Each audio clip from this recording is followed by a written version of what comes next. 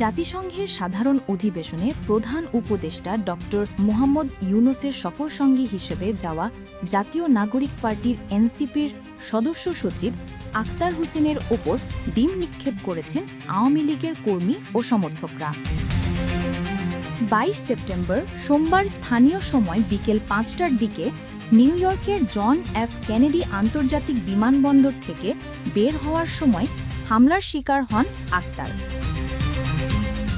এই ঘটনার প্রায় ৬ ঘণ্টা পর মিজানুর রহমান চৌধুরী নামের এক আওয়ামী লীগ কর্মীকে পুলিশ আটক করেছে।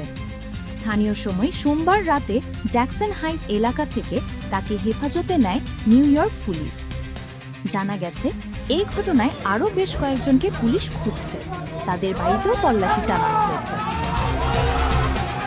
স্থানীয় সময় সোমবার বিকেল ৩টা ১০ প্রধান উপদেষ্টা সহ প্রতিনিধি দলের সদস্যদের বহনকারী ফ্লাইটটি জন এফ কেনেডি আন্তর্জাতিক বিমানবন্দরে অবতরণ করে। এ সময় টার্মিনালের বাইরে যুক্তরাষ্ট্র আওয়ামী লীগের নেতাকর্মীরা বিক্ষোভ প্রদর্শন সহ